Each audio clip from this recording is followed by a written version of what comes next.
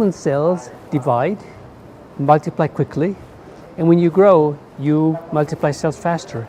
At some point in the cell's life cycle, cells divide too rapidly, out of control. It is like making a photocopy very quickly on a photocopy machine. The machine will jam one way or the other, and you've got to go back and reset.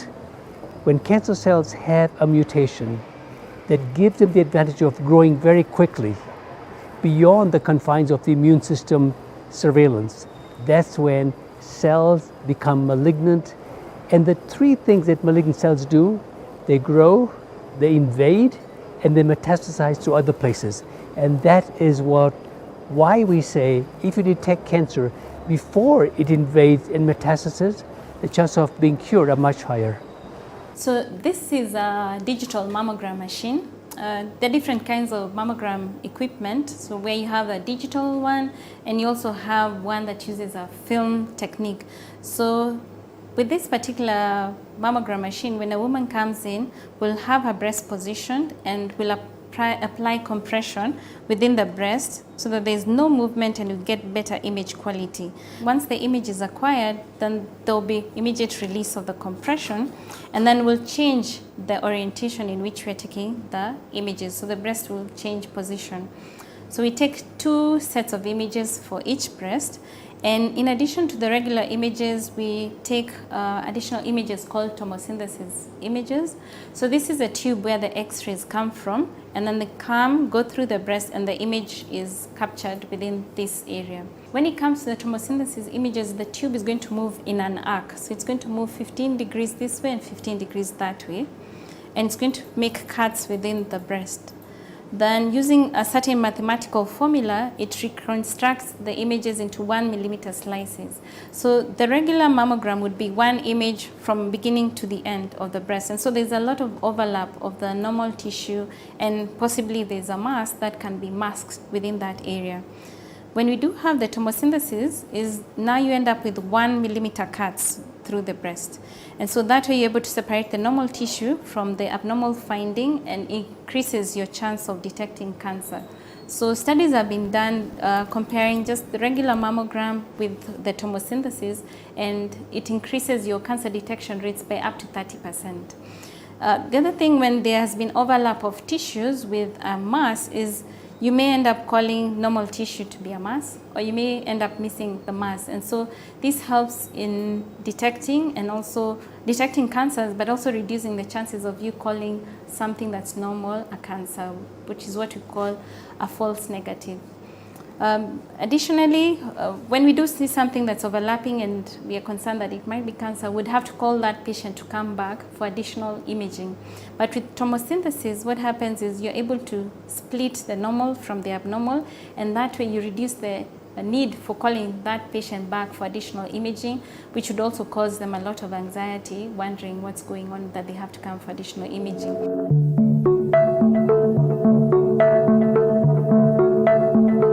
This is an ultrasound machine which we use for additional imaging once we've had a patient do a screening mammogram and finding that we need further clarification on. So when we do a mammogram, what you'll find is you may get a finding, but from that finding you're not able to really tell whether it's normal tissue or there's a mass that's underlying it.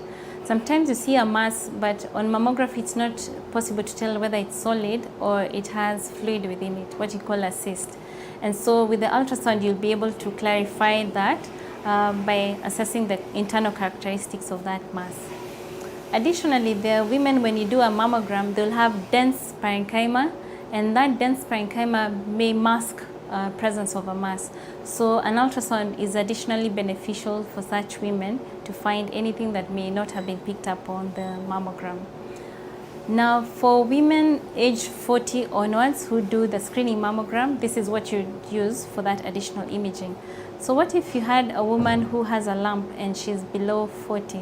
So that is the kind of women who would need a diagnostic mammogram. And so a diagnostic mammogram is a patient who is symptomatic and you want to find out what's going on. So in addition to them having a mammogram, for those who are between the ages of 30 to 40, they'll also have an ultrasound to clear up that area where they have the symptoms on. There are women who sometimes also want to have a checkup done, but they've not yet reached the age of 40 where they can have a screening mammogram, and they're also not high risk that they would require early screening with a regular mammogram, or even some patients who need an MRI. So in such instances where you have a woman below 40 and would require a routine checkup, then you start with the ultrasound. Why do we do ultrasound below the age of 40? One thing is there's no radiation, unlike the mammogram. This is the same technology that's used for imaging pregnant women when you want to assess the babies.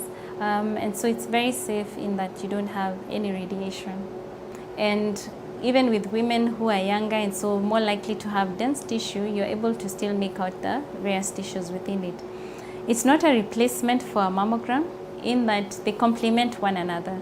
So a mammogram is very beneficial because it picks up the earlier stages of disease or the earlier signs of cancer, which is usually something called calcifications. So calcifications on a mammogram will look like little grains of salt within the image, but that would not be picked up on an ultrasound. And that's why we would prefer to do a mammogram, because it will pick that, and that's the earliest stage of disease. However, by the time a woman comes with a palpable finding or a lump, then in addition to the mammogram, we also use the ultrasound. The ultrasound is also beneficial because you're also able to assess the armpit in greater detail compared to what you've already acquired on the mammogram. So we have two arms. There are those women who would come for a screening test and we do a mammogram, and by assessing that mammogram, we may find an abnormality that we then image with ultrasound. After that, they'll get a biopsy done that then the lab and the pathologist will evaluate and tell us that this is indeed breast cancer. To be honest, I think without the lab, you cannot have any cancer treatment because you need an accurate diagnosis to be able to treat. So the lab really is core to any cancer, for any diagnosis, any tissue diagnosis. So we have different types of samples and different sizes of samples. Types meaning we could have a cytology sample. A cytology sample is like a pap smear. You must have heard about a pap smear for screening for cervical cancer. So that comes in, it's a slide, it gets stained, and we can look at it. So in 2 to 3 days, the report should be out. Then there are those cases which are more complex. For example, you have been to radiology. You've seen the kind of work that Dr. Ndumia does. Now she's taking core biopsies, and could be core biopsies of breast cancers because that's her specialty. And for breast lumps. And it comes here and it looks like, okay, this is malignant. So we may send out a preliminary report maybe in 3 days' time, 3 working days. But then we have to do specialized testing on that particular sample to give additional information that will help the physician and the oncologist who's looking after the patient to manage the patient.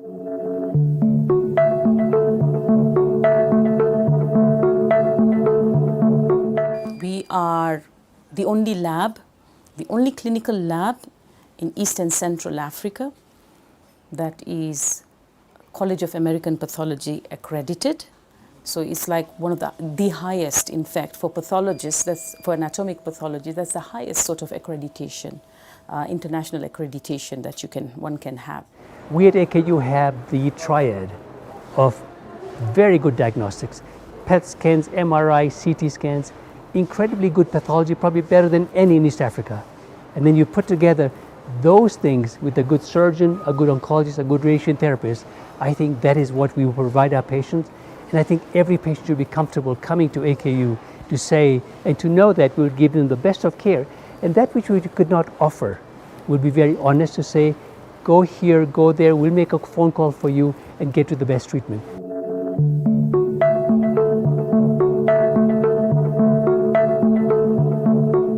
My message to women would be, there is hope even with the diagnosis of breast cancer. A lot of the time when we hear a patient or someone that we know has the diagnosis of breast cancer, the first thing you think is that that's the end of their journey. But it's very different now. We have advances in terms of screening where we detect cancer at a very early stage. And these are women who I've seen at times do not even require chemotherapy.